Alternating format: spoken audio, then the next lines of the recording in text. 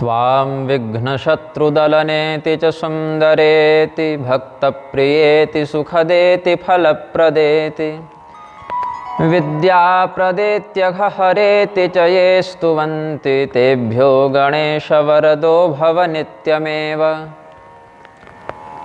आशासुराशी भवदङ्गवल्ली भासैव दासीकृतदुग्धसिन्धुं मन्दस्मितैर्निन्दितशारदेन्दुं वन्दे रविन्दासनसुन्दरीं त्वाम्। करारविन्देन पदारविन्दं मुखारविन्दे विनिवेशयन्तं वटस्य पत्रस्य पुटेशयानं बालं मुकुन्दं मनसा स्मरामि। कस्तूरिका कुङ्कुमचर्चितायै चितारजः पुञ्जविचर्चिताय कृतस्मरायै विकृतस्मराय नमः शिवायै च नमः शिवाय। नीलाम्बुजश्यामलकोमलाङ्गं सीतासमारोपितवामभागं पाणौ महासायकचारुचापं नमामि रामं रघुवंशनाथं। नृपालिमौलिव्रजरत्नकान्ते सरिद्विराजझषकन्यकाभ्यां नृपत्वदाभ्यां नतलोकपङ्क्तेर्नमो नमः श्रीगुरुपादुकाभ्याम्। नमोऽस्त्वनन्ताय सहस्रमूर्तये सहस्रपादाक्षिशिरोरुबाहवे सहस्रनाम्ने पुरुषाय शाश्वते सहस्रकोटियुगधारिणे नमः। यत्स्योदये चेह जगत्प्रबुध्यते प्रवर्तते चाखिलकर्मसिद्धये ब्रह्मेन्द्रनारायणरुद्रवन्दितः स नः सदा यच्छतु मङ्गलं रविः। नारायणं नमस्कृत्य नरं चैव नरोत्तमं देवीं सरस्वतीं व्यासं ततो जयमुदीरयेत्। ज्ञानस्यास्तिनिधिर्यातां शङ्करं च द्विजोत्तमं शिवशक्तिसमायुक्तौ नमामि पितरौ निजौ। यत्कीर्तनं यत्स्मरणं यदीक्षणं यद्वन्दनं यच्छ्रवणं यदर्हणम् लोकस्य सद्यो विधुनोति कल्मषं तस्मै सुभद्रस्रवसे नमो नमः। प्रेम से बोलिए आनंद कंद भगवान की जय। श्री सीतारामचंद्र भगवान की जय। श्री गोस्वामी तुलसीदास जी महाराज की जय। अखिल गोवंश की जय। अखिल संत समाज की जय। भगवान श्री राम का यह वरद संसार में व्याप्त है कि कोई व्यक्ति यदि पहले अवगुणी भी रहा हो, असज्जन भी रहा हो, किंतु श्रद्धा से भगवान के शरण में आ गया हो, तो भगवान उसके पूर्वकृत अपराधों की उपेक्षा करके उसे क्षमा करते हुए अपनी शरण में ले लेते हैं, उसे शुद्ध कर देते हैं, उसे पवित्र कर देते हैं। क्षिप्रम भवति धर्मात्मा शश्वच्छान्तिं निगच्छति। ये सब भगवान का वचन श्री कृष्णावतार में उपदिष्ट किया गया है। श्री रामावतार में भी उनका यह चिंतन है, उनका यह सिद्धांत है कि कोई व्यक्ति यदि मित्र भाव से हमारे पास आया है तो पहले का यदि वह दुर्जन भी रहा हो कदाचित, तो भी वह यदि मित्रता का भाव रखता है मेरे पास, तो हम उसको मित्र के समान स्थान देते हुए हृदय से लगाते हैं। मित्र भावेन संप्राप्तम न त्यजेयं कथंचन दोषो यद्यपि तस्य स्यात् सतामेतद्धिगर्हितम्। सज्जनों के द्वारा मित्र भाव से प्रस्तुत व्यक्ति का परित्याग करना गर्हित बताया गया है। और भगवान तो सज्जनों के भी सज्जन हैं, तो भगवान अपने पास उचित भाव से सद्भाव से प्रस्तुत हुए पूर्वकालिक दुर्जन का भी परित्याग करने की इच्छा नहीं रखते हैं। यदि उसका भाव वास्तव में उपस्थिति के समय शुद्ध है, बुद्ध है, भगवान के चरणों में प्रेम है, तो पूर्वकाल के अपराधी भी अगर वह व्यक्ति रहा हो, पूर्वकाल का यदि आपराधिक चरित्र भी उसका रहा हो, तो भगवान उसको अपने दिव्य प्रभाव से शुद्ध और निर्मल कर देते हैं, पवित्रात्मा कर देते हैं। फिर जो किम पुनर्ब्राह्मणा पुण्या भक्ता राजर्षयस्थ था, फिर जो श्रेष्ठ आचरण वाले ब्राह्मण हैं, राजर्षिगण हैं, जिन्होंने अपना पूरा जीवन भगवत चरणारविंदों के अनुराग में व्यतीत किया है, जिन्होंने अपना संपूर्ण समय श्रुतिनिष्ठ होकर, धर्मनिष्ठ होकर, सिद्धांतनिष्ठ होकर भगवद आराधन में व्यतीत किया है, ऐसे ऋषियों के, महर्षियों के, राजर्षियों के कल्याण में क्या संदेह हो सकता है। तो बहुत से ऐसे सज्जन जो इस धराधाम में विद्यमान हैं, या बहुत से ऐसे सिद्ध, ऐसे ऋषि महर्षि जो भगवान के चरणों में प्रेम रखते हैं, वे सब माघ का महीना आने पर प्रयागराज पहुंचते हैं। और जब सूर्य मकर संक्रांति में अतिक्रमण करते हैं, जब मकर राशि में संचार करते हैं, तो तीर्थराज प्रयाग में एक विशाल सम्मेलन होता है संतों का। पहले मेला था, अब झमेला है। तरह तरह के विषय वहाँ पर अब विकृति को प्रस्तुत करने के लिए भी पहुँच जाते हैं, विधर्मी लोग भी पहुँच जाते हैं अपने अपने पंपलेट बैनर लेके, अपने अपने कुसिद्धांतों का, अपसिद्धांतों का दुष्प्रचार भी करते हैं, कुप्रचार भी करते हैं। लेकिन फिर भी जिस समय की ये बात है, उस समय इस प्रकार से कलयुग से युक्त कोई आपत्ति, कोई विकृति नहीं थी। यहाँ पर भगवान के परम तत्वनिष्ठ, ब्रह्मनिष्ठ भक्त याज्ञवल्क्य मुनि का और एवं विध ऐसे ही सदाचारी शीलवान याज्ञवल्क्य मुनि का संवाद वर्णित है। भरद्वाज मुनि बसहि प्रयागा, तिन्हि राम पद अति अनुरागा, तापस समदम दया निधाना, परमारथ पथ परम सुजाना। माघ मकर गतर विजब होई, तीरथ पति आव सब कोई, देव दनुज किन्नर नर श्रेणी, सादर मज्जहि सकल त्रिवेणी, पूजहि माधव पद जल जाता, परसि अखय बटुहर सहि गाता। भरद्वाज आश्रम अति पावन, परम रम्य मुनि बर मन भावन। जब सूर्यदेव मकर राशिगत होते हैं, यद्यपि इसमें भी कुछ मतभेद है, चांद्र मत है और सौर मत है, और विविध प्रकार के पंचांगों में भी पूर्णिमांत अमांत मत से चलते हैं लोग। तो सौर मत वाले संक्रांति को पकड़ते हैं, चांद्र मत वाले भी अमांत और पूर्णिमांत इन दोनों प्रभेदों से वहाँ पर स्नान करते हैं। एक कृष्ण पक्ष की प्रतिपदा से पूर्णिमा तक करते हैं, एक शुक्ल पक्ष की प्रतिपदा से अमावस्या तक करते हैं। ऐसे अलग अलग परंपराओं में बातें हैं। तो एक महीने का मेला कई बार 1.5 महीने भी हो जाता है, अलग अलग विषयों को देखते हुए। अस्तु, यहाँ भाव है कि जब सूर्य मकर राशि में संचार करें तो तीर्थराज प्रयाग में सभी सज्जनों का आगमन होता है। और उसी तीर्थराज प्रयाग में भरद्वाज मुनि का आश्रम है। भरद्वाज मुनि बृहस्पति, अंगिरा इत्यादि के कुल में उत्पन्न हुए हैं। तो ऐसा उत्तम आंगिरस कुल है इनका, बारहस्पत्य कुल है इनका। भगवान श्री रामचंद्र जी के चरणों में इनका अपार प्रेम है, प्रीति है। ये समदर्शी महात्मा, दयालु महात्मा, जो परमार्थ पथ के परम श्रेष्ठ मार्गी हैं, पथिक हैं, उनके आश्रम में भी सभी लोग आते हैं।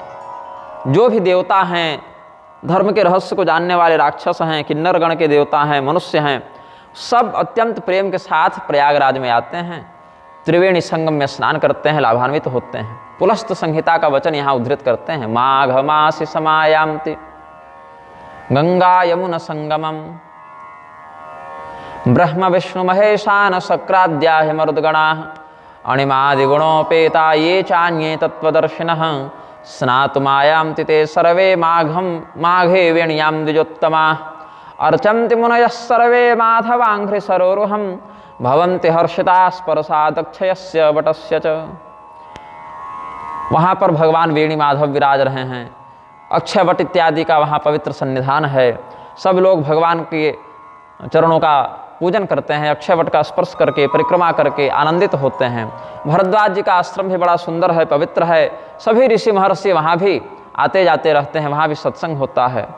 तहाँ होई मुनि ऋषय समाजा, जाहे जमज्जन तीरथ राजा, मज्जहि प्रात समेत उछाहा, कहहि परस पर हरि गुण गाहा। तो स्नान करके, पूजन करके फिर सब लोग भरद्वाज जी के आश्रम में जमा होते थे। और हजारों हजार सहस्रों संतों का वहाँ सम्मेलन होता था। और आपस में 2, 4, 10 की संगति करके मंडली बना के सब लोग भजन कीर्तन उपदेश इत्यादि का अनुसरण करते थे। तो क्या क्या उसमें कहते थे? कुर्वन्ति ते ब्रह्म निरूपणं विधिं धर्मस्य तत्त्वस्य तथा विभागम् वदन्ति भक्तिं मुरमर्दनस्य सुज्ञान वैराग्य समन्वितां मुदा।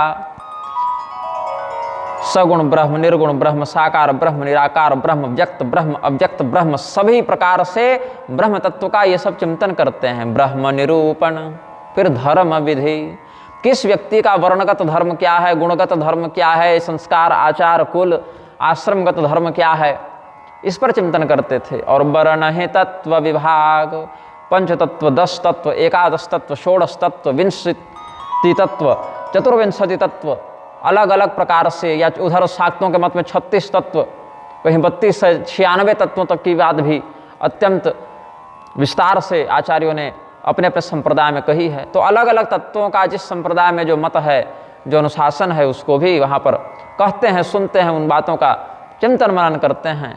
और उसके बाद कहि भगति भगवंत के संयुत ज्ञान विराग, ज्ञान और वैराग्य से युक्त जो भगवत भक्ति है उसका महात्म्य कहते हैं, उसका स्वरूप कहते हैं। कर्मणा जायते भक्तिर्भक्त्या ज्ञानम प्रजायते। तो जब धर्म विधान का उपदेश करेंगे तो कर्म मार्ग पुष्ट होगा, कर्तव्यनिष्ठ व्यक्ति के हृदय में निर्मलता आएगी, निर्मल हृदय में कर्मोद्भूता भक्ति का स्थापन किया जाएगा और वह भक्ति फिर ज्ञान को जन्म देगी, वैराग्य को पुष्ट करेगी। तो ये सब क्रम से सभी संत महात्मा करते थे। फिर पूरे माघ भर ये सब स्नान ध्यान करके फिर अपने अपने आश्रम को प्रस्थान कर जाते थे। तो इस प्रकार से एण संक्रम आरभ्य यावत् कलश संक्रम स्नात्वा त्रिवेण्यां प्रत्यब्दम स्वाश्रमं यान्ति योगिनः। मकर राशि का संक्रमण संक्रांति से आरंभ करके और यावत कलश संक्रमण, जब तक कलश राशि मतलब कुंभ राशि का संक्रमण न हो जाए, वहाँ संक्रांति न पड़ जाए, तब तक हर एक वर्ष इस कालखंड में संत जन त्रिवेणी का स्नान करते थे। और फिर ये सब योगी महात्मा अपने अपने आश्रम को चले जाते थे। प्रति संवत अति होई अनंदा मकर मज्जिगवन हे मुनि वृंदा। एक बार भर मकर नहाए सब मुनीस आश्रमन सिधाए। एक बार ऐसा ही हुआ, मकर राशि में सूर्य के स्थित होने पर सभी संत महात्मा आए, 1 महीने का बढ़िया स्नान ध्यान भजन सत्संग हुआ और पुनः फिर वे सब अपने अपने व्रत नियम को पूर्ण करके माघ स्नान इत्यादि, मकर स्नान इत्यादि करके फिर अपने अपने आश्रम को जा रहे थे। उसी समय एक घटना घटित हुई। एकदा मकरे स्नानं कृत्वा मुनिगणे गते भरद्वाजो वासितवान् याज्ञवल्क्यं विवेकनम्। तमर्चयित्वा विधिवत् सूपविष्टं मुनीश्वरं कृताञ्जलिर्भरद्वाजः शोभना माह शारदाम्। एक बहुत श्रेष्ठ महात्मा जो तत्व ज्ञान में बड़े निपुण हैं, श्रेष्ठ स्थिति को हैं, इनका नाम है याज्ञवल्क्य। तो याज्ञवल्क्य मुनि जब माघ में स्नान करने आए तो 1 महीने वो भी अपना सत्संग किए और अन्य ऋषि महर्षियों के साथ वे भी अपने आश्रम को वापस जा रहे थे। तो भरद्वाज जी ने उनको रोक लिया, क्योंकि भरद्वाज जी के आश्रम को ही केंद्र बना के ये सब अपने अपने शिविर लगाते थे, अपने अपने आश्रमों में ये सब जो अस्थायी आश्रम रहते थे, कुटिया इत्यादि में रहते थे। तो याज्ञवल्क्य मुनि के प्रति भरद्वाज जी का बड़ा स्नेह था। स्नेह कैसा? तो श्रद्धायुक्त स्नेह, मतलब ये हमारे गुरु हैं, इस प्रकार से उनसे प्रेम करते थे, श्रद्धा रखते थे। तो भरद्वाज जी ने याज्ञवल्क्य जी को रोक लिया। याज्ञवल्क्य मुनि परम विवेकी भरद्वाज राखे पद टेकी। सादर चरण सरोज पखारे अति पुनीत आसन बैठारे। तमर्चयित्वा विधिवत् सूपविष्टं मुनीश्वरं कृताञ्जलिर्भरद्वाजः शोभनामाह शारदाम्। अत्यंत सुंदर, अत्यंत मधुर, अत्यंत विनम्र, अत्यंत पवित्र वाणी से भरद्वाज जी ने याज्ञवल्क्य जी के सामने संवाद किया है। शास्त्रीय विधान से जो अतिथि का गुरु का सत्कार होता है, वैसा उनका पूजन करके, स्वागत सत्कार करके श्रेष्ठ आसन पर उनको विराजमान करवाया है। और फिर हाथ जोड़कर सामने नीचे उपस्थित होकर महर्षि योगीराज याज्ञवल्क्य के सद्गुणों का कीर्तन करते हुए, उनको अपनी स्तुतियों के माध्यम से प्रसन्न करते हुए बोले अति पुनीत मृदु वाणी। ऐसी वाणी से याज्ञवल्क्य जी ने अपने भाव को प्रस्तुत किया है, जो वाणी बड़ी पवित्र है, बड़ी उत्तम है, बड़ी मधुर है। पूछने को तो हमारे पास भी बहुत से लोग पूछने आते हैं, लेकिन उसमें से बहुत सारे लोग हठधर्मी होते हैं कि जल्दी बताओ, समय नहीं है मेरे पास, देख कर बताओ, इतने बड़े ज्ञानी हो तो बताओ, ये बताओ, वो बताओ। और अगर उनको कहा जाए कि जिस संप्रदाय में दीक्षित हैं पहले अपने गुरुजी से बात कीजिए, पहले अपने गुरुजी से इसका मार्गदर्शन लीजिए, गुरुजी दिवंगत हो गए हों तो हमारे पास आइए, चाहे असमर्थ हो गए हों, चाहे किसी प्रकार से आप उनके भाषा को, बात को नहीं समझ पा रहे हों प्रयत्न करने पर भी, या संतुष्ट नहीं हो पा रहे हो प्रयत्न करने पर भी, तब आप हमारे पास आइए। तो लोगों को ऐसा लगता है कि किसी दुकान पर गए और पैसा दे दिया तो वहाँ से सामान खरीद लिया, वैसे ही फ़ोन कर दिया, संदेश भेज दिया तो ज्ञान मिल गया। तो न हमने इस विधि से कोई ज्ञान प्राप्त किया है, और न इस विधि से हम कोई ज्ञान प्राप्त करवा सकते हैं, और न पहले के लोग इस प्रकार से ज्ञान का आदान प्रदान करते थे। तो बहुत प्रेम से, बहुत सम्मान से याज्ञवल्क्य मुनि का सत्कार करते हुए भरद्वाज जी ने पूछा है। क्या कहते हैं भरद्वाज जी?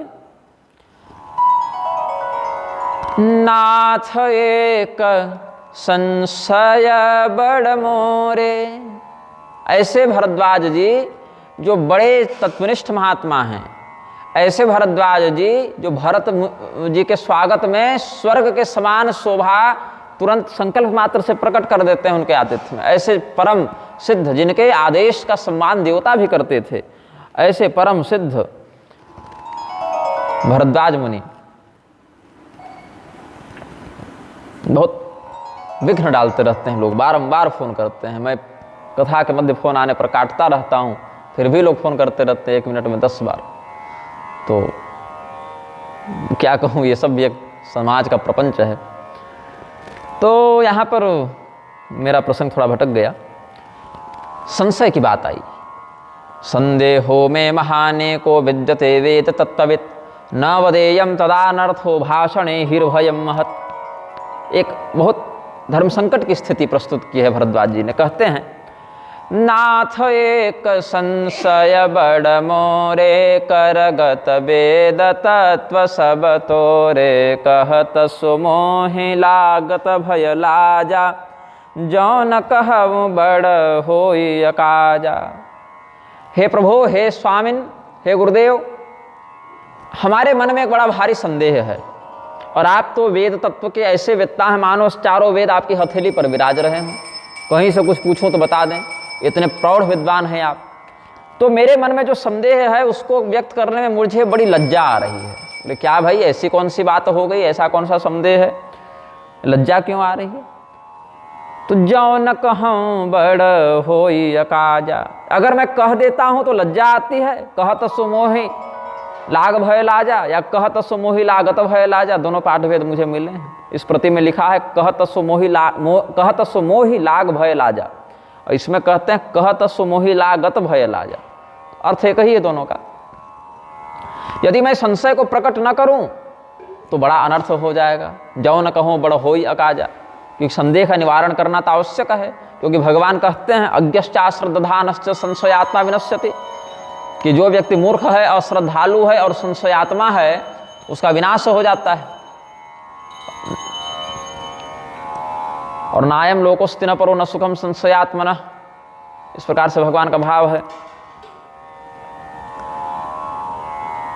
तो संशयात्मा व्यक्ति विनष्ट हो जाता है, और अगर मैं संशयात्मा रह गया तो हमारा भी उद्धार कैसे हो गया? नाथ एक संशय बड़ मोरे। और अगर कह देता हूं तो बड़ी लज्जा आती है कि इतना बूढ़ा व्यक्ति हो गया, इतना सत्संगी, इतना जीवन भर जप तप किया, और फिर भी ऐसे विषय का संशय हो गया, तो लज्जा भी आती है और डर भी लगता है कि नहीं कहूँगा तो बड़ा अनर्थ हो जाएगा। इसीलिए नारायण परा विप्रा धर्मम गुह्यम परम विदुः, करुणा सिंधव शांतास्त्वद्विधान तथा परे। भागवत इत्यादि का भी सिद्धांत आचार्यों के लिए क्या कहते हैं? भगवान नारायण में ही समस्त धर्म का गूढ़ तत्व विद्यमान है, और भगवान नारायण की शरण में जो रहता है उसको भी धर्म का यह गुप्त रहस्य समझ में आ जाता है। और ऐसा जो संत है, ऐसा जो साधु है, वो करुणा सिंधु है, करुणा निधान है। तो जो करुणा सिंधु महात्मा जन होते हैं वे अपने शिष्य के भाव को समझकर उसको तत्व का उपदेश कर देते हैं।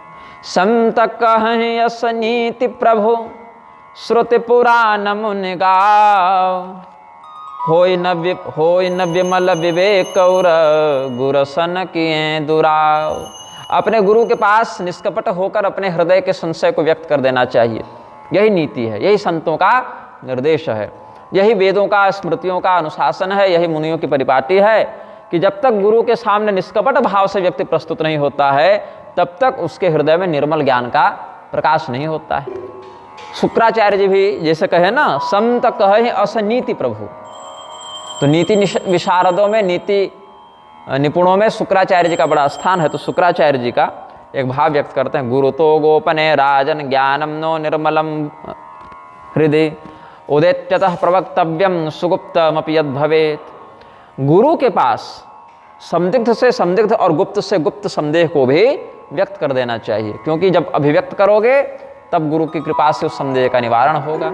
यही सोचकर याज्ञवल्क्य मुनि के पास भरद्वाज जी कहते हैं कि हे प्रभु, यही सब सोचकर हम आपसे एक निवेदन करते हैं, विचार्य एवं वदाम्यद्य स्वकीयाम हर मूढ़ताम श्री राम नाम महिमा गीतः सद्भिरनेकधा सदा जपत यच्छंभुर्गुण ज्ञानार्णवोऽव्ययः काश्याम तनुत्यजो जीवा लभन्ते परमं पदम। क्या कहते हैं? इसीलिए इन बातों का सैद्धांतिक चिंतन करने के बाद, इस नीति का विचार करने के बाद, हे प्रभु, हम आपसे उस ज्ञान को प्रदान करने का निवेदन करते हैं जो हमारी मूढ़ता का हरण कर ले। आप अपने उस ज्ञान के उपदेश से हमारी मूढ़ता का नाश कर दें। श्री राम नाम की महिमा तो सज्जनों के द्वारा बहुत प्रकार से कही गई है, अनेकों प्रकार से कही गई है, और सज्जनों के द्वारा ही नहीं, भगवान महादेव ही जो स्वयं संपूर्ण गुणों की खान हैं, जो संपूर्ण ज्ञान के समुद्र हैं, अविनाशी परमात्मा हैं, वो भी काशी में मरने वाले जीव को श्री राम नाम का उपदेश करते हैं, जिससे जीव की परम गति हो जाती है। तो पूछते हैं क्या? राम नाम कर अमित प्रभावा संत पुराण उपनिषद गावा संतत जपत शंभु अविनाशी शिव भगवान ज्ञान गुण राशि आकर चारि जीव जग अहि काशी मरत परम पद लहि सोपि राम महिमा मुनिराया शिव उपदेश करत करिदाया। वह भगवान श्री राम के नाम का यह महात्म्य है कि काशी में मरने वाले जीव को भगवान शिव, जो संपूर्ण ज्ञान के सन्निधान अव्यय परमात्मा है, वो भी इसका उपदेश करते हैं। तो ये राम हैं कौन? राम कवन पूछऊं प्रभु तो ही, या राम कवन प्रभु पूछऊं तो ही कहिय बुझाय कृपा निधि मोहि। करुणा सिंधु शांता है, इसलिए आप करुणा सिंधु हैं, कृपा सिंधु हैं। तो आप हमको बताइए कि ये राम हैं कौन? याज्ञवल्क्य जी बोले, तुम कितने राम को जानते हो भाई, जो संदेह हो रहा है? इसका अर्थ है तुम बहुत राम को जान रहे हो। तब पूछ रहे हो इनमें से कौन वाले राम हैं? यशिवश्चोपदिशति दयाम कृत्वा दयानिधे सोपि श्री राम महिमा सराम कोस्ति कथ्यताम। वो राम कौन है, ये आप हमें कहिए। याज्ञवल्क्य जी ने थोड़ी भौं झुकाई कि भाई ऐसा है कि जरा इनसे आप वार्तालाप कर लीजिए और देखिए सज्जन कौन है। ये बारंबार फ़ोन कर रहे हैं। श्री मारुति इनका नाम है। अभी हमारे वाले मारुति दास तो हैं नहीं, तो एक बार आप देख लीजिए और अपने स्तर से कोई विषय हो तो उनको समझा दीजिए। तब तक मैं कथानक को आगे बढ़ाता हूँ, क्योंकि बारंबार फ़ोन करते रहेंगे।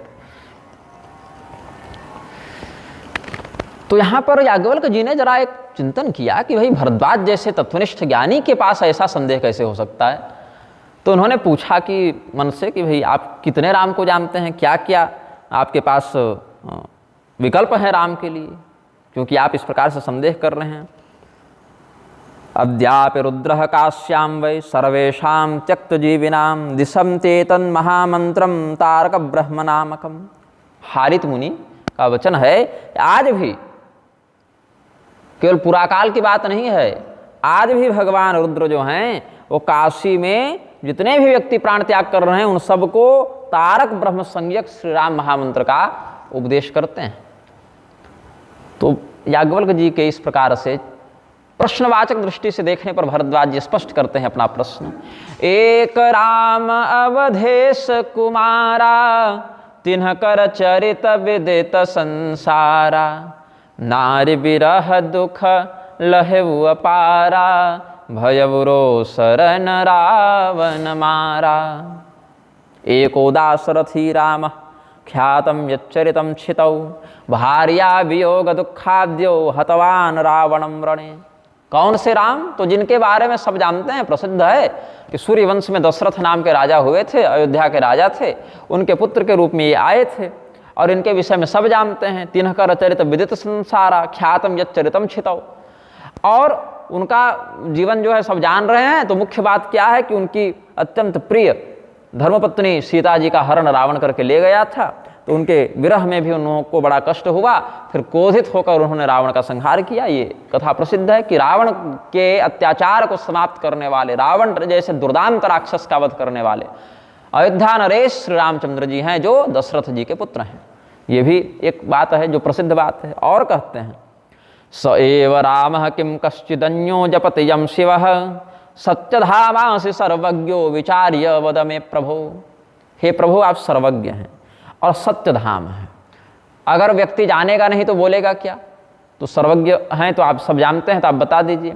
और सत्यधाम है, सत्यवादी है, मतलब आप जानेंगे और जैसा सत्य सत्य जानेंगे वैसा हमें बता भी देंगे। अब व्यक्ति जानता हो लेकिन बताए ही नहीं तो ज्ञान की परंपरा कैसे आगे बढ़े? तो ज्ञान की परंपरा बढ़ने के लिए दो बातों का होना आवश्यक है। एक तो व्यक्ति को उस बात का बोध हो और दूसरा सत्य सत्य उस बात को वो कह दे। तो प्रभु सोई राम की अपर कोबू जाहि जपत त्रिपुरार सत्यधाम सर्वज्ञ तुम कहु विवेक विचार। जो श्री रामचंद्र जी अयोध्या नरेश दशरथ के पुत्र हैं, जिन्होंने सीता जी के विरह के कारण रावण का वध कर दिया, ये वही राम जी हैं जिनका जब शिव जी करते हैं, या शिव जी वाले राम कोई और हैं? तो आप सर्वज्ञ हैं, आप सब कुछ जानते हैं, आप सत्यवादी संत हैं, इसीलिए विवेक पूर्वक विचार करके इसका आप हमें उत्तर दीजिए। यथा गुरुर्भ्रमो नश्येत् तथा कथय मे कथाम याज्ञवल्क्यस्मन्नाह भवान राम प्रभाववित्। जैसे मिटे मोर भ्रम भारी कहु सो कथा नाथ विस्तारी। जाग बलिक बोले मुस्काए तुम्हें विदित रघुपति प्रभुताई। हे गुरुदेव, जिस प्रकार से हमारे भ्रम का नाश हो वह कथा कहिए। ऐसा जब भरद्वाज जी ने निवेदन किया तो याज्ञवल्क्य मुस्कुराए और कहे कि आप तो भगवान राम के प्रभाव को जानते हैं, तुम्हें विदित रघुपति प्रभुताई। फिर आप ऐसा कैसे संदेह कर सकते हैं भाई? तो अवश्य ही हम आपके मन के पीछे के भाव को समझ गए कि इस प्रकार का प्रश्न आप करेंगे तो हमारे मुख से जो श्री राम कथा का उदय होगा, जो प्रकाशन होगा, उससे समस्त लोगों का कल्याण होगा। ये आपके मन का पवित्र भाव है। इसीलिए जानबूझकर किसी मूर्ख के समान, संशयालु के समान आप सत्संग के लोभ से हमसे यह प्रश्न कर रहे हैं। आप भगवान श्री रामचंद्र जी के मन, वचन, कर्म हर प्रकार से सिद्ध भक्त हैं।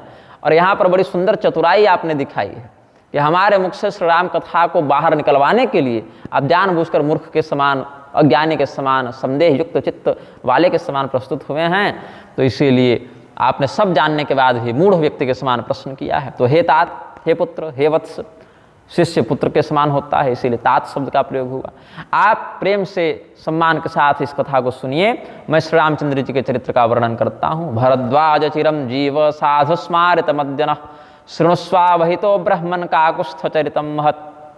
अज्ञान महिषस्यांत कारिणी परिकीर्तिता श्रीरामस्य कथा दिव्या कराला कालिका बुधई है। तुमने बड़ा सुंदर प्रश्न किया, तुम्हारे द्वारा भगवान के चरित्र का मुझे पुनः स्मरण हो आया। तुमने याद दिला दी वो सारी बातें मुझे। याज्ञवल्क्य जी कहते हैं भगवान के चरित्र से जुड़ी हुई कथाएं तुमने हमें स्मरण करा दी पुत्र। तो अब हम वो कथा तुम्हारे सामने पुनः व्यक्त करेंगे। तो ये जो कलयुग है या जो अंधकार है, जो महामोह है, वह महिषासुर के समान विकराल है। महिषासुर के समान वह दुर्दांत कष्टदायी है। और महिषासुर को मारने के लिए जैसे भगवती आई थी, भद्रकालिका का अवतार हुआ है, वैसे ही ये श्री राम कथा जो है कराल स्वरूप धारण करने वाली काली देवी हैं और इस अज्ञान रूपी महिषासुर का अंत करने वाली हैं। राम कथा शशि किरण समाना संत चकोर करहि जेहि पाना। अब कहेंगे एक विकराल काली का रूप धारण करके आएंगे ये कथानक के पात्र और भगवान की कथा काली बनकर आएगी तो डर लगेगा इसको सुनने में पढ़ने में। बोले नहीं, यही तो बात है, क्योंकि उधर भी कहा गया ना, दृष्ट्वैव किं न भवति प्रकरोति भस्म सर्वासुरा नरिषु यत्प्रहिणोषि शस्त्रं लोकान् प्रयान्तु रिपवोऽपि हि शस्त्रपूता इत्थं मतिर्भवति तेष्वपि तेति साध्वी। खड्गप्रभा निकरविस्फुरणस्तथोग्रैः शूलाग्रकान्तिनिवहेन दृशोऽसुराणां यन्नागता विलयमंसुमदिन्दुखण्ड योग्याननं तव विलोकयतां तदेतत्। और एक भाव, दुर्वृत्तवृत्तशमनं तव देविशीलं रूपं तथैतदविचिन्त्यमतुल्यमन्यैः वीर्यं च हन्त्रिहृतदेव पराक्रमाणां वैरेष्वपि प्रकटिते वदया त्वयित्थम्। एक और भाव, केनोपमा भवतु तस्य पराक्रमस्य रूपं च शत्रुभयकार्यतिहारि कुत्र चित्ते कृपा समरनिष्ठुरता च दृष्टा त्वय्येव देवी वरदे भुवन त्रयेपि। 4 श्लोकों में इस भाव को मैं व्यक्त करता हूँ। ये सब देवताओं ने मार्कंडेय पुराण की दुर्गा सप्तशती के अंतर्गत भगवती की शक्रादि स्तुति में कही है। हे भगवती, आप तो महिषासुर को या उसकी सेना को देखकर ही भस्म कर सकती थी, उसके लिए इतना शस्त्र चलाने का क्या औचित्य, क्या प्रयोजन। बस भगवती अगर क्रोध से देख दें तो सारे राक्षस भस्म हो जाएं। लेकिन ये राक्षस हमारी दृष्टि में राक्षस हैं, आप तो जगदम्बिका हैं, आपके लिए तो पुत्र ही हैं। वो भले बिगड़ गए हैं, थोड़े गलत मार्ग पर भटक गए हैं, लेकिन हैं तो आपके लिए पुत्र ही के समान। तो यदि आप उनको केवल देखकर भस्म कर देंगी तो शायद वो अधोगति को चले जाएं। यद्यपि अधोगति को जाएंगे नहीं, वो तो धूम्रलोचन को भी भस्म किया है भगवती ने, हुंकारेण तम भस्म साचकाराम्बिका तथा, उससे अधोगति नहीं हुई उसकी। लेकिन एक देवताओं का भाव है अपनी ओर से, इसीलिए युद्ध में यदि मैं इनको शस्त्र से मारूंगी तो शस्त्रघात के द्वारा जब ये मरेंगे तो वीर गति को प्राप्त हुए हैं, तो वीर गति को प्राप्त होकर स्वर्ग चले जाएं, इनको सदगति मिल जावे, ऐसी कृपा करते हुए आप उन पर प्रहार करती हैं। अथवा आपके जो ये तीर हैं, तलवार हैं, भाले हैं, खड्ग हैं, चक्र हैं, उनमें इतनी आभा है, भगवती के चक्र में खड्ग में इतनी चमक है, उसका प्रकाश इतना है कि सारे राक्षसों के नेत्र फूट जाएं, ये सब उस प्रकाश के चकाचौंध से अंधे हो जाएं। लेकिन अंधे क्यों नहीं हुए? क्या इसमें यह मान लें कि ये राक्षस इतने अधिक पराक्रमी थे कि आपके अस्त्र शस्त्रों की चमक को झेल गए? बोले नहीं, आपके सुंदर आह्लादक चंद्रमा के समान उज्जवल मुखमंडल का ये दर्शन करते थे, क्योंकि भगवती शस्त्र चला रही हैं, शस्त्र में क्रूरता, उग्रता, प्रचंडता है, चक्र इत्यादि में वह तेज है। भगवती का मुखमंडल तो बड़ा सुंदर है, आह्लादक है, तो इसीलिए वो ताप ये सहन कर गए, तुरंत इनकी आंखें नहीं फूटी, क्योंकि आपके सुंदर चंद्रमा के समान शीतल आह्लादक मुखमंडल का ये दर्शन कर रहे थे। कोटिंदु सन्निभ मुख का, करोड़ों चंद्रमाओं के सौंदर्य को, शीतलता को लज्जित करने वाले आह्लादक अकथनीय अवर्णनीय छवि का ये दर्शन कर रहे थे। यन्नागता विलय मंशु मदिन्दुखंड इंदुखंड योग्याननं तव विलोकयतां तदेतत्। तो राम कथा शशि किरण समान, भगवती का मुख कैसा है? तो इंदुखंड के समान, चंद्रमा के समान। और ये राम कथा भले कालिका का रूप धारण करके अज्ञान रूपी महिषासुर को मारने आ गई हैं, लेकिन संतों के लिए ये शशि किरण समाना। और संत चकोर कर ही जेहि पाना, और चकोर जिस प्रकार से चंद्रमा की ज्योत्सना का आस्वादन करता है, उस पर एकटक नजर रखता है, उसी प्रकार से ये जो श्री राम कथा में जो चंद्रमा का जो चंद्रत्व है, वो जो ज्योत्सना है, वह जो शीतलता है, उसका आस्वादन संत जन करते हैं। पुनश्च एक भाव व्यक्त करते हैं, हे भगवती, आपका कार्य पापी का विनाश करना नहीं है, पापी के अंदर जो पाप विद्यमान है उस पाप दुर्वृत्ति का विनाश करना है, और वैरी को भी, शत्रु को भी, अपने विपक्षी को भी इतने प्रेम से, इतने ऊपर नीचे का विषय सोच कर कि इसके बाद इसकी क्या गति होगी, ऐसा चिंतन करके आप जो प्रहार करते हैं उसमें भी आपकी करुणा छिपी होती है। तो चित्ते कृपा समरनिष्ठुरता च दृष्टा, आपके चित्त में कृपा होती है और सम्रांगण में आप कठोरता का प्रदर्शन करती हैं। ये अद्भुत संतुलन आप में ही हो सकता है। सीतायाश्चरितम महत्, वाल्मीकि जी ने जब रामायण लिखी है तो प्रारंभ में क्या कहते हैं कि इसमें भगवती सीता का महान चरित्र वर्णित है। सीतायाश्चरितम महत। और अद्भुत रामायण का विषय अगर देखें तो अद्भुत रामायण में भगवती सीता ने शताननादि रावणों को मारने के लिए स्वयं कालिका का रूप धारण कर लिया है। तो भगवती सीता और भगवती कालिका में भी इस मत के रहस्यवेत्ताजन अभेद ही देखते हैं। जो भगवती कालिका है वही भगवती जानकी जी हैं अद्भुत रामायण के अनुसार। कविन्दुन्नौमि वाल्मीकिं यस्य रामायणीं कथां चंद्रिकामिव चिन्वन्ते चकोरा इव साधवः। वाल्मीकि जी ने जो ये सुंदर श्री राम कथा का विस्तार किया था, चंद्रिका के समान इसका आस्वादन चकोर रूपी संत जन करते हैं, वही भाव गोस्वामी जी ने ग्रहण किया है कि संत चकोर करहि जिहि पाना। तो ये जो संशय तुम कर रहे हो भरद्वाज, ये कोई पहला विषय नहीं है कि तुम संशय कर रहे हो। ऐसे ही संशय किन्ह भवानी महादेव तब कहा बखानी। कहो सुमति अनुहारी अब उमा शंभु संवाद भयउ समय जेहि हेतु जेहि सुनु मुनि मिटहि विषाद। तो भगवती सती के प्रश्न करने पर, संशय करने पर जो घटनाएं घटित हुई, फिर वही भगवती पार्वती के रूप में जो प्रश्न करती हैं, तब जो घटनाएं घटित हुई, भगवान महादेव ने जो बातें जिस प्रकार से उनको समझाई हैं, बताई हैं, एतादृशी कृता शंका भवान्यापि महामुने तदुक्तवान महादेवो मुदा रामायणीं कथां। प्रसन्नता से भगवान महादेव ने ये श्री राम कथा को, रामायण कथा को भगवती भवानी के संदेह को दूर करने के लिए सुनाई थी। वही मैं बताऊंगा जो हमारी मति में वो कथा जिस प्रकार से विद्यमान है। भगवान उमा शंकर का, गौरी शंकर का वह संवाद जिस समय जिस विधान से हुआ उसको सुनाता हूँ। उसके श्रवण मात्र से हे भरद्वाज मन का विषाद समाप्त हो जाता है। गौरी शंकरयोरत्र संवादं ते वदाम्यहम् यस्य श्रवण मात्रेण विषादस्ते गमिष्यति। तो भगवान महादेव और भगवती गौरी का संवाद उपाख्यान आरंभ करते हैं। एक बार त्रेता जुग माहि शंभु गए कुंभज ऋषि पाहि। भगवान शिव का जहाँ पौराणिक वर्णन है, त्रेतायामे कदा शंभुर्गतो गस्त्याश्रमं मुदा जगदम्बिकया सार्धम पूजयामास तौ मुनि।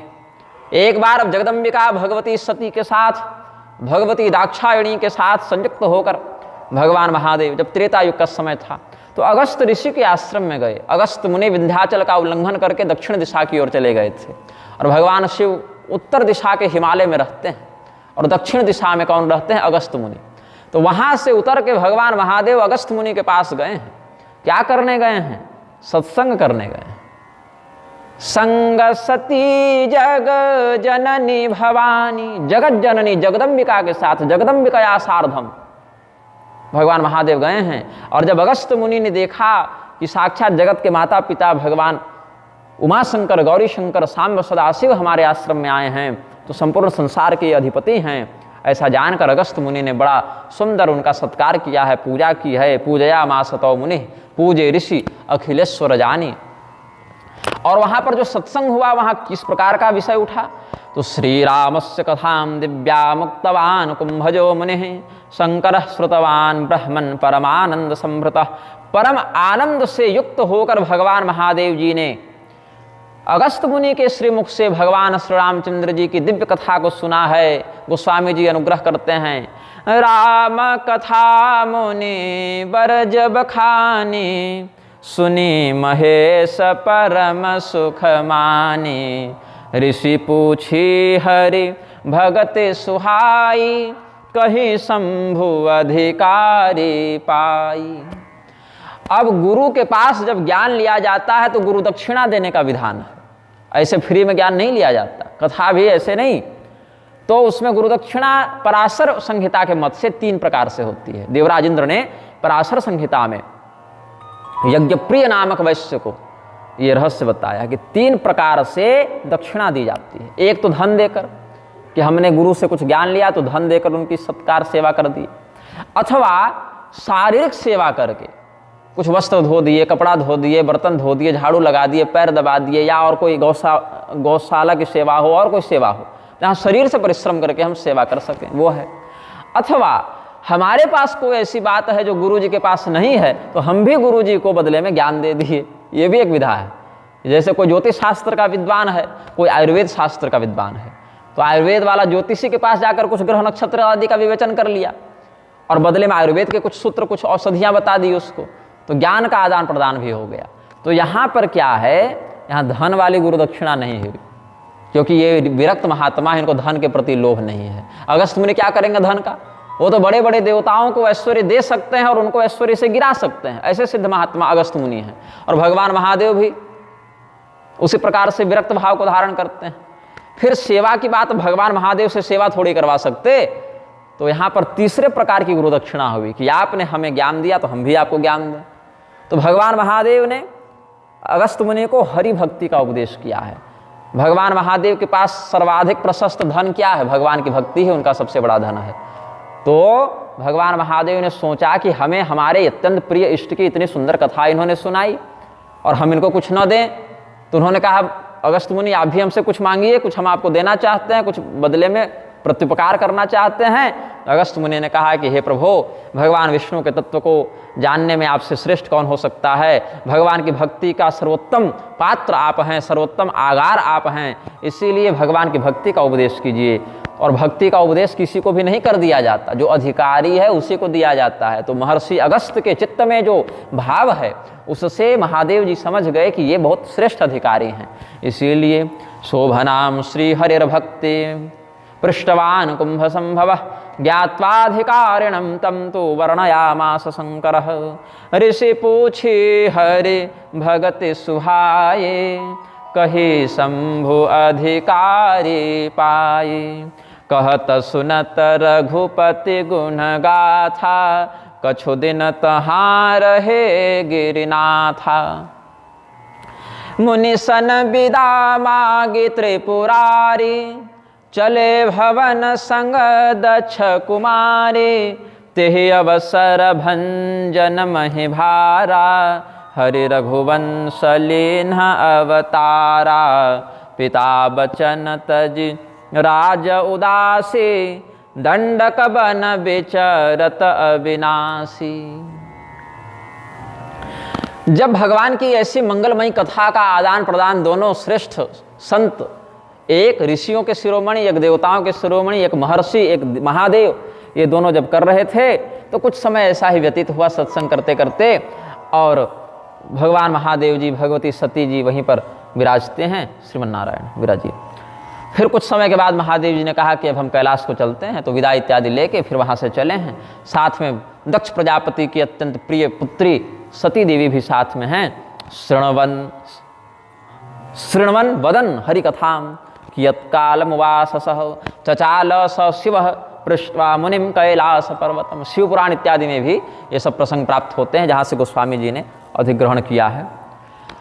अगस्त संहिता वैष्णवागमों का एक समृद्ध साहित्य है, समृद्ध ग्रंथ है। वहाँ पर भगवान के अवतार का उद्देश्य कहते हैं कि वह हरि, भक्तों के दुख का, कष्ट का हरण करने वाले भगवान विष्णु, भगवान नारायण ही दानवानां विनाशाय दैत्यानां निधनाय च परित्राणाय साधूनां जातो रामः स्वयं हरिः।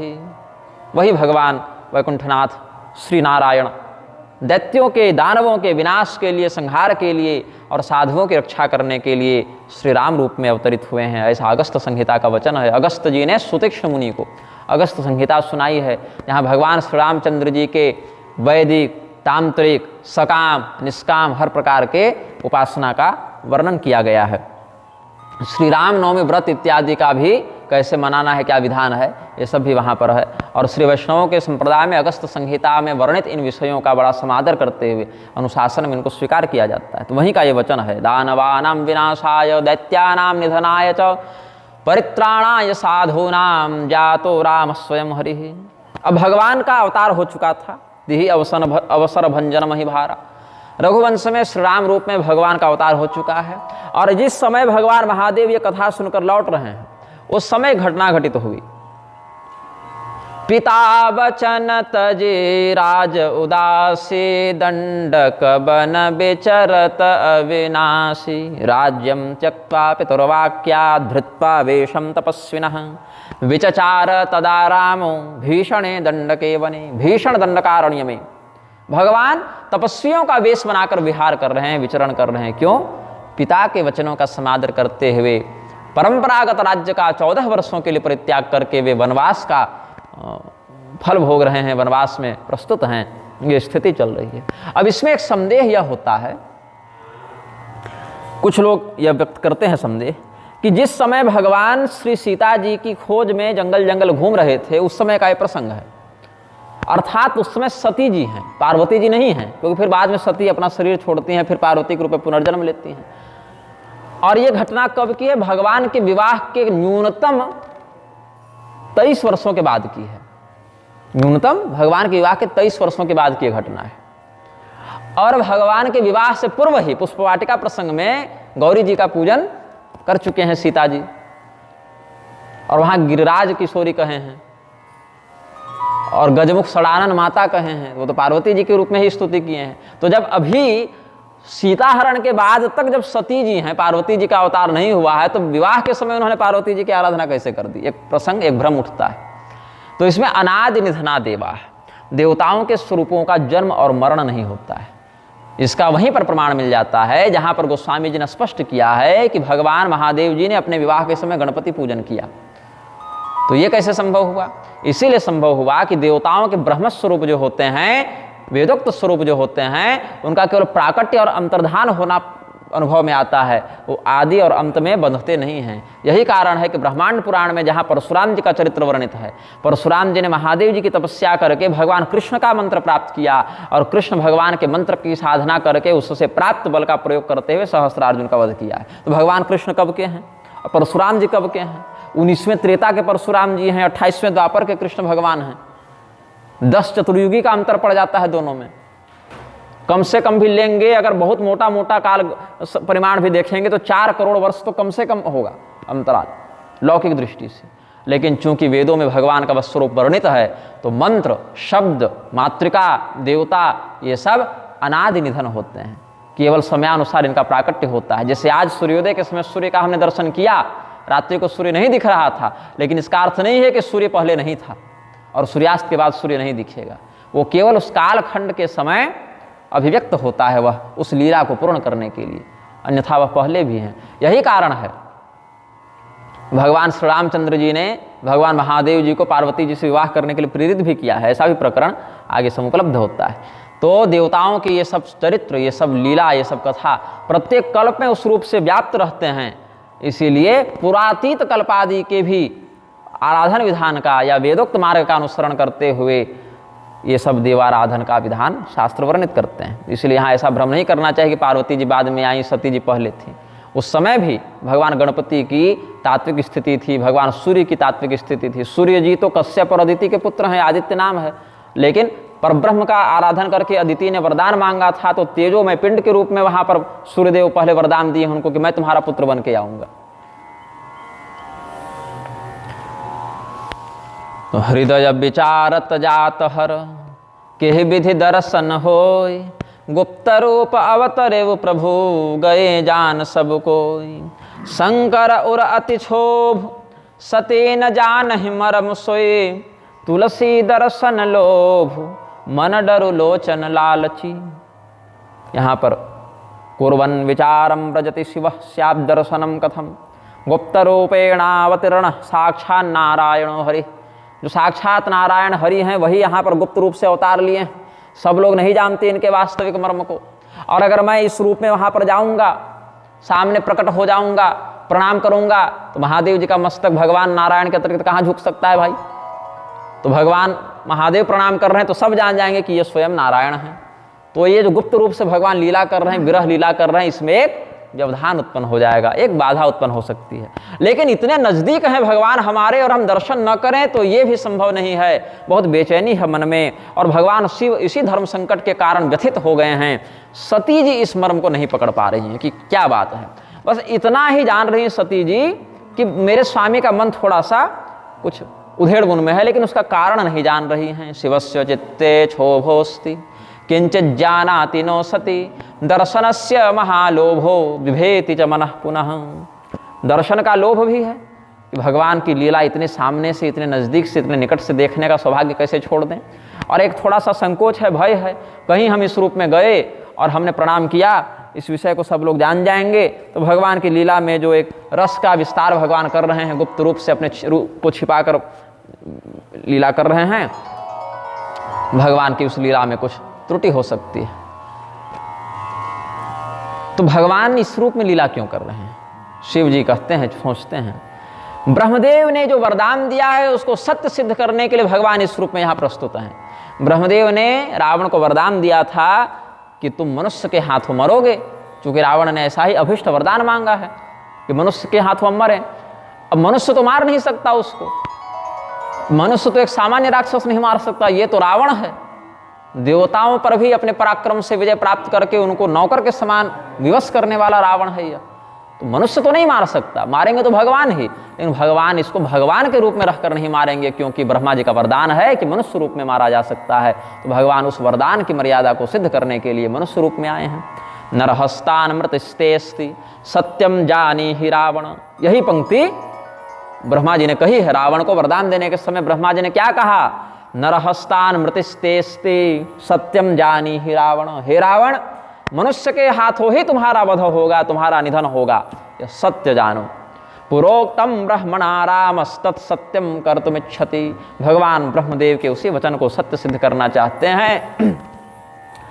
रावण मरण मनुज कर जाचा, प्रभु विधि बचन के न चह साचा। और जो नहीं जाऊ रहे पछतावा, करत विचारन बनत बनावा। एह विधि भये सोच बसई सा, ते ही समय जाई दस सीसा। लीन्ह नीच मारी चहि संगा, भय तुरत सोई कपट कुरंगा।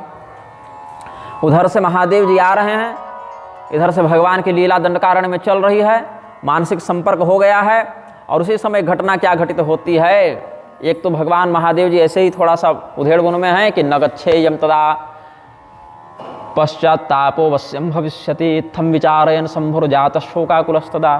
तब तक क्या हुआ? हिरण का रूप बनाकर मारीच ने छल किया है और त्रिदंडी सन्यासी का रूप बनाकर रावण ने छल किया है। रावणस्तु यतिर्भूत्वा दंडी कुंडी मुंडी त्रिदंड धृक, कमंडलू लेके और मूंड मुड़ा के और त्रिदंड लेके, तो ऐसा त्रिदंडी सन्यासी का, त्रिदंडी स्वामी का रूप धार के रावण पहुंचा है। तो मृग रूपम समारीचम कृत्वाग्रेथ त्रिदंड धृक, रावणोऽन्तरमासाद्य हृतवान् जानकीं छलात्। सीतया प्रेरितो रामो मारीचं संजघानः, तत्र रामं ददर्शासौ लक्ष्मणेनान्वितं हर। अब ये तो आगे का प्रसंग आ गया। सीतया प्रेरितो रामो मारीचं संजघानः, हिरण का रूप धारण करके मारीच आया है भगवान को छलने के लिए। लीन्ह नीच मारीच ही संगा, भयउ तुरत सोई कपट कुरंगा। रावण के निर्देश पर अपनी इच्छा न होने के बाद भी मारीच ने यह काम किया है। यहाँ तक कि मारीच तक ने समझाया कि मत उलझो, तुम्हारे सिलेबस से बाहर का प्रश्न है, तुम उलझो मत। अगर भगवान के पास जाना ही है तो शरणागत बनकर जाओ, भक्त बनकर जाओ, उसी से तुम्हारा कल्याण हो जाएगा, लेकिन उलझो मत। रावण ने कहा अच्छा अच्छा, तुम ही हमें उपदेश दोगे, तुम ही इतने बड़े ज्ञानी हो, गुरु हो हमारे, तो ठीक है, यदि तुम्हें राम से मृत्यु का भय लगता है मारीच, तो वहां मत जाओ, मैं यही तुम्हें मार देता हूं। मारीच ने सोचा इस दुष्ट के हाथों मरने से अच्छा है भगवान के हाथ से मरे भाई, उभय मरण है ना मारीच के पास, और दोनों का अक्षर रा है, तो रा से रावण और रा से राम। तो जब रा के हाथ मरना है तो रावण के हाथों मरने से अच्छा है राम के हाथों मरे। ऐसा अपना मरण निश्चित जानकर, अब मृत्यु होगा कि मोक्ष, इसमें निर्णय मारीच को करना है। रावण मारे तो मृत्यु, भगवान मारे तो मोक्ष। बोले ये तो अच्छा ही अवसर है, चलो भैया, भगवान के ही सानिध्य में मृत्यु को प्राप्त होते हैं, वहां से फिर मोक्ष मिल जाएगा शरीर छूटने पर। तो छल से रावण ने मारीच को प्रेरित करके फिर इधर त्रिदंडी सन्यासी का रूप बना के करी छल मूढ़ हरि वैदेही प्रभु प्रभाव तस विदित नते ही। उस समय लोगों के बारंबार समझाने पर, यहां तक कि कुंभकर्ण ने भी रावण को समझाया था सीताहरण से पहले कि मत लड़ो, ये सब विषय उचित नहीं है, हमारे ही पक्ष की गलती है, हम ही लोग जाकर सामने से छेड़े थे ना, शूर्पणखा ही गई थी ना। तो शूर्पणखा जब गई थी तो भगवान से अगर प्रेम था तो कह देती कि प्रेम है, तो क्या भगवान ठुकरा देते? नहीं ठुकराते। लेकिन भगवान क्या देख रहे हैं, मैं बूढ़ी हूँ कि कुरूप हूँ कि राक्षसी हूँ, ऐसा सोचकर भगवान हमसे घृणा करेंगे। उसमें भगवान थे ऐसा तो बोध हुआ नहीं, ये तो सुंदर युवक है, ऐसा आकर्षण हो गया था केवल उसको, काम पीड़ित होकर गई है, लेकिन अपने स्वरूप को छिपा कर गई है। और मोहि कपट छल छिद्र न भावा, वास्तविक रूप में प्रस्तुत हो ना भाई, जो हो ठीक है, ऐसा ही आपने बनाया है तो हम ऐसे हैं, हम अपने से ऐसा शरीर थोड़े बनाए हैं भाई, भगवान ने बनाया इसीलिए हम ऐसा हैं। तो भगवान उसको भी अंगीकार करते, अब पत्नी रूप में नहीं करते उस समय, लेकिन नाक कान तो नहीं काटते, कम से कम सम्मानपूर्वक व्यवहार करते। लेकिन उसने कपटपूर्ण व्यवहार भी किया, पहली गलती। दूसरी गलती कि भगवान की ही शक्ति को क्षति पहुंचाने का दुस्साहस किया, सीता जी पर आक्रमण कर दिया, दूसरी गलती। पहली गलती में ही भगवान ने उसको दंड नहीं दिया है, जब वो आक्रमण करने पर आ गई तब भगवान ने मारा है, और वो भी मृत्युदंड नहीं दिया है, केवल अंग भंग किया है, लक्ष्मण जी से करवा दिया। बाद में रावण के मरने पर शूर्पणखा को होश हुआ तो पुष्कर चली गई, और भगवान महादेव और ब्रह्मदेव की बड़ी कठोर आराधना की 10,000 वर्षों तक, 10 सहस्र वर्षों तक तपस्या करके दोनों महादेव जी ब्रह्मदेव जी को प्रसन्न किया है। वो लोग कहते हैं कि क्या चाहते हो बोलो, तो बोले भगवान श्री रामचंद्र जी को पति रूप में पाना चाहते हैं। तो उन्होंने कहा इस अवतार में तो संभव नहीं है, इस अवतार में एक पत्नी व्रती हैं भगवान, जब श्री कृष्णावतार उनका होगा तो बहुत से विवाह उनके होंगे, तो उसी में एक तुम भी भगवान को प्राप्त कर लेना। तो वही फिर कुब्जा बनी है गर्ग संहिता के अनुसार, वही जो शूर्पणखा थी वही कुब्जा बनी है, वहाँ कुबड़ी बनी, वहाँ नकली रूप नहीं बनाया, वहाँ जो भगवान ने विकृति दी उसी रूप में प्रस्तुत हुई भगवान के सामने। दास्यस में हम सुंदर कंस सम्मता त्रिवक्र नामा हिनुलेप कर्मणि मद भावितम भोजपते रति प्रियम बिना भगवान को तमस्तदर्हति, ये सब व्यक्त किया है भाव।